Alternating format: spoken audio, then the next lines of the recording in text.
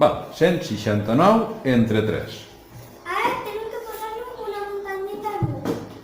Però com que el 3 és més gran que l'1, tenim que posar doble muntanyeta. Molt bé. Ara tenim que fer de la taula del 3 que doni una 16 o a prop. Mhm.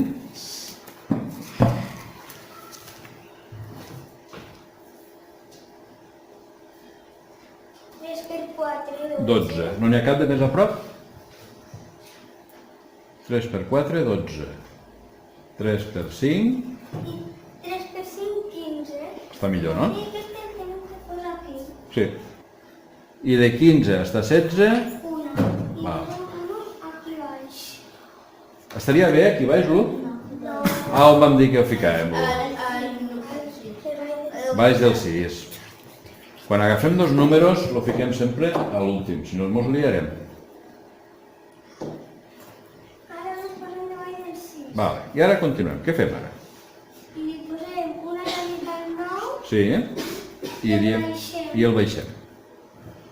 Ara tenim un 19 a la taula del 3. Tenim que buscar a la taula del 3 que doni 19.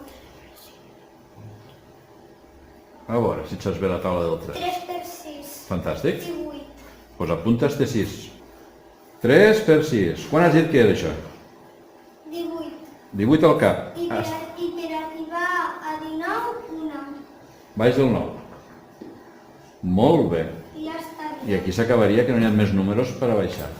I ara volem comprovar-ho. Ara volem comprovar si està bé.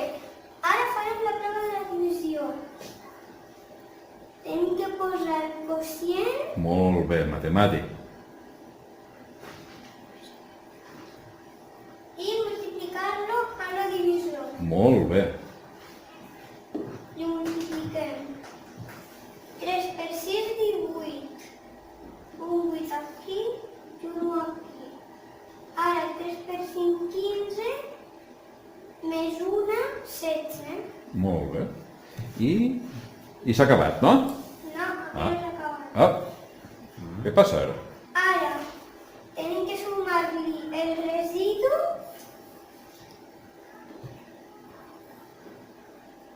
i ara veurem quin és el resultat. A veure, quan dona? 8 més 1, 9. 6 més 0, 6. I 1 més 0, 1. I què ha passat ara? I si el resultat aquí dona el dividend, està bé. Doncs està fantàstica aquesta explicació. Molt bé, Jordi.